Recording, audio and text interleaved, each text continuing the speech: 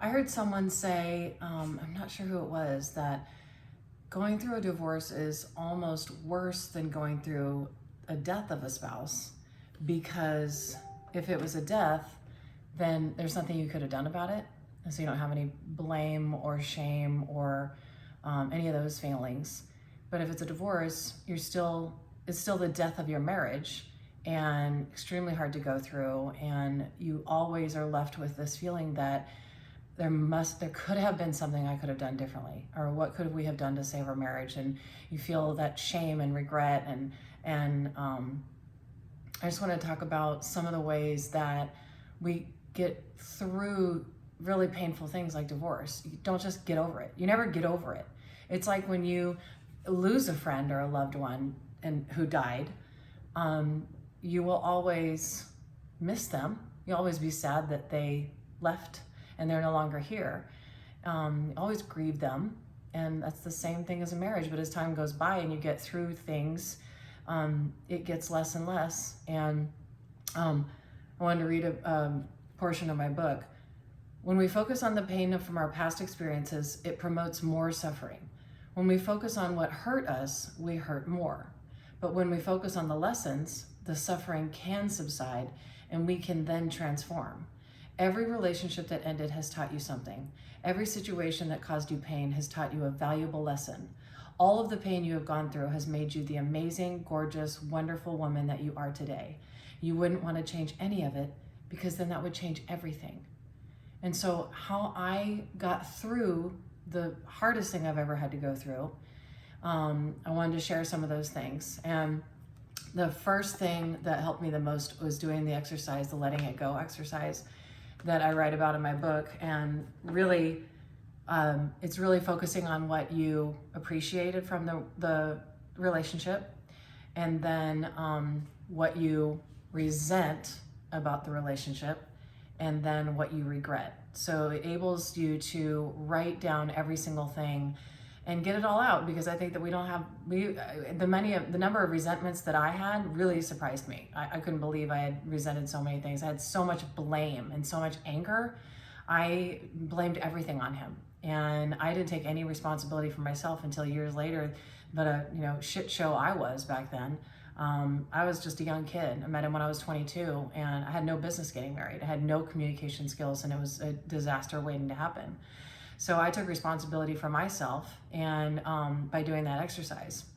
And then once I thought, I shifted my feelings or my beliefs around the relationships, including all the, then, after the divorce, and then all the dating, I saw, you might have heard me say this before, but I shifted my thinking to say that all dates are teachers. They're all teaching me something. Every relationship taught me something. And it's such a huge, paradigm shift, where instead of you're a victim of all these circumstances that sucked, you're just a student of life. And you may not have learned that one thing until you had that one interaction with that one person. And so I compiled a list of maybe some of the most profound, or the most important lessons that I learned dating, because I was a single mom for 8 years. And so I went on a lot of dates, and I compiled, maybe my top ones.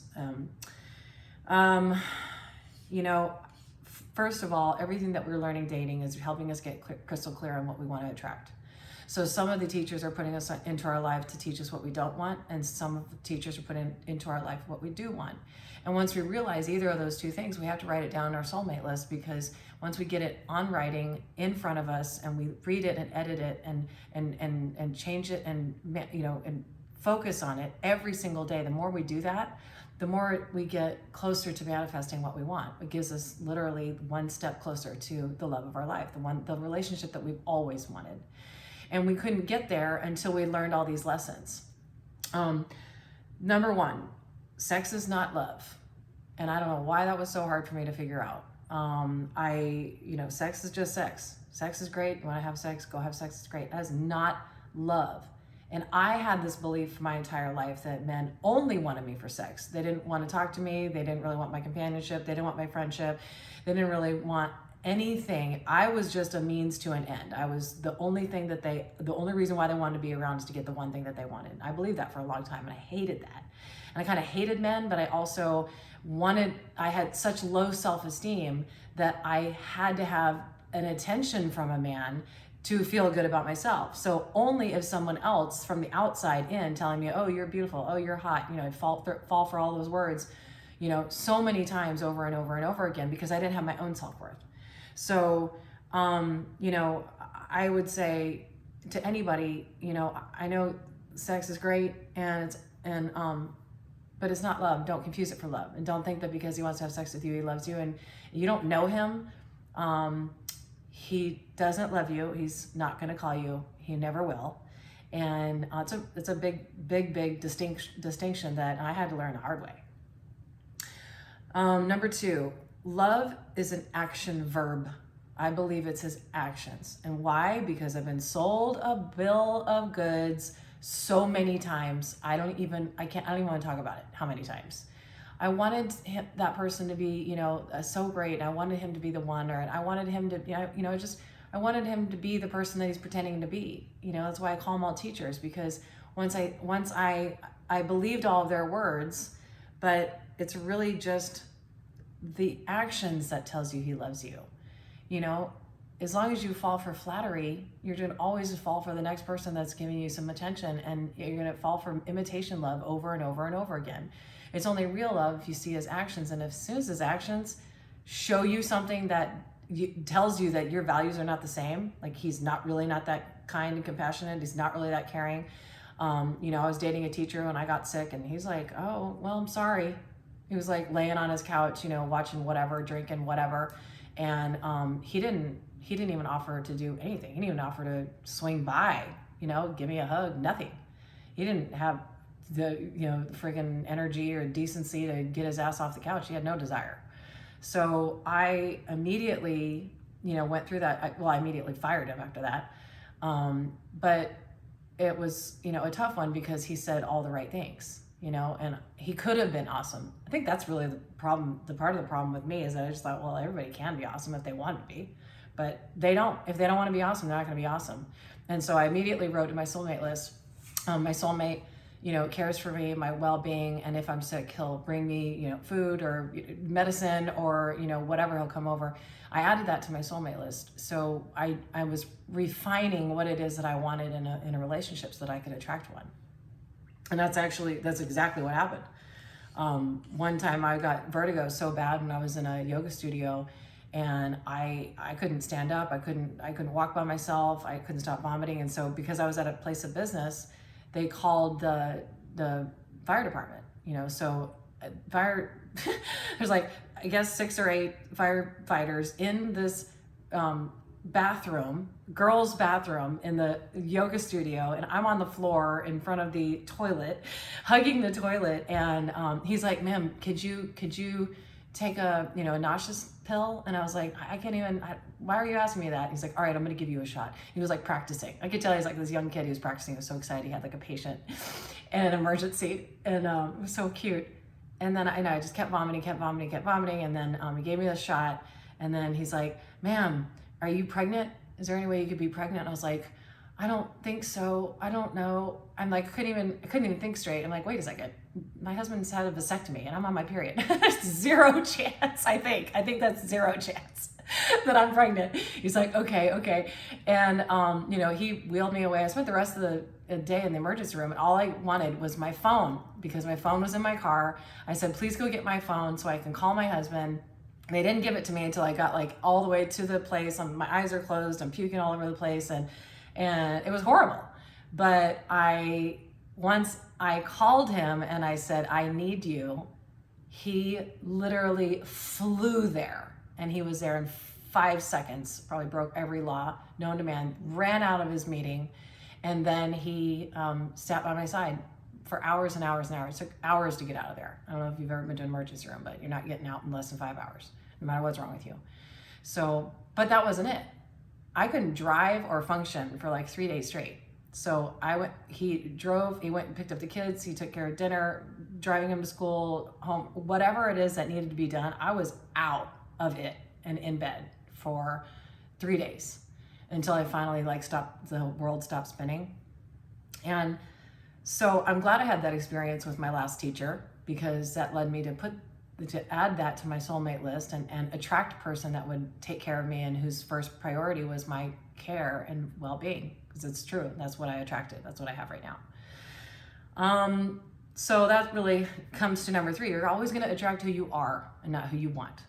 So, when I was not focusing inward and I wasn't really working on myself and on my goals and becoming the person I wanted to be, I was attracting people that felt, I felt less than my best. So I was attracting people who felt the same about themselves, right? So if you're insecure, you're going to attract people that are insecure.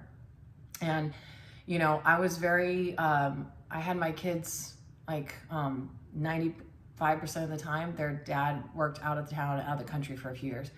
And so they saw him sporadically here and there. And so I had him all the time. And so 90% of the time I was, my, uber, Capricorn, responsible, control freak, type A personality, mom, doing the best I can, 24/7, burning the candle at both edges. And then, but oh my God, their dad came home. I mean, watch out. I was going out to party. And guess who I attracted? I just attracted a bunch of party people. And they are not husband material, and they're not who you would bring home to meet mom. And you are going to always attract who you are. So I didn't attract the Mr. Right, real love, true love, until I was happy with my life. I didn't need a break from single momhood. I had transformed my life and my mindset so that I was totally fine and content, and I had built the home that I love and all the strategies I talk about in my book. But I didn't attract someone until I liked myself. And that's really important. I already went into I didn't attract real love until I didn't need a break. So I guess they're about the same. I didn't need a break. I love my life. Everything's fine. My circumstances were exactly the same. What changed was my mindset, my beliefs, my progress, and my focus. And I needed strategies to help me keep that focus on what I wanted to create in my life. Number 5, the best revenge is to have an incredible life. I love that, right? When you're thinking about the past and you're trying to get through some things, hard things, and you're trying to get through your divorce and move on and stop looking at the past, think about it. It's like, what's the best revenge? It's to go be awesome and to be proud of your life and do something that makes you proud and learn something new. And it's so important. And I think that's, the best revenge is no revenge. It's just to work on yourself. It's to go be a badass yourself. And you create your own happiness, your own fulfillment, your own joy, and you don't even think about the past anymore. You won't even think about them anymore, and it won't bother you, and it won't sting anymore. It won't hurt. It just was your past. It's just something that happened, a really hard thing that you went through. Someday, it just feels like something really hard that you went through, and you're totally fine because you're living a great life, and then you meet the right one and you think that everything's all worth it. Everything's worth it. I would do it all over again, 100 times. Working on improving yourself takes the same amount of energy as obsessing about the past. This is really good.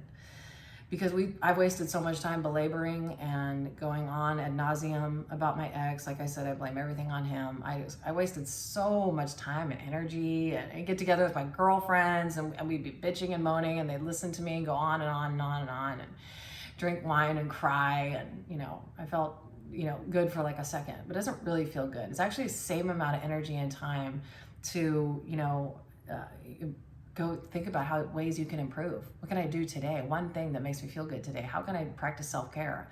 Maybe mom needs a bath. Maybe mom needs 15 minutes to herself. Maybe mom wakes up 15 minutes early and reads a book. I don't know, maybe a book like this. I'm just kidding. But it's so many teachers that we meet, they are never intended to be the one put in our lives because that's the one we were supposed to marry. And most people that we meet are supposed to be in our lives for a season, and they were, and that season came and went, and it's okay to let them go, and it's okay to say goodbye and say thank you for the lessons that you learned, and thank you for being in your life, because you really, you could only learn that one thing with that one person. So If you want to learn more strategies and tips you don't want to miss out, please subscribe to my channel so you don't miss anything. And I do have a website, mrskarenstanley.com, and a weekly-ish newsletter with strategies and tips, because I believe that everybody deserves a love that lasts a lifetime. And I believe that everything that I did, from my best friend's wedding to my last first date, are strategies, and they're replicable. And I'm helping singles finally attract the love of their life. And this is what I did to do that same thing. And so I believe if it can work for one person, it can work for everyone, including you. And thank you so much for watching this, and thank you for stopping by. And I hope you have a wonderful day, and I'm wishing you lots and lots and lots of love. Mwah.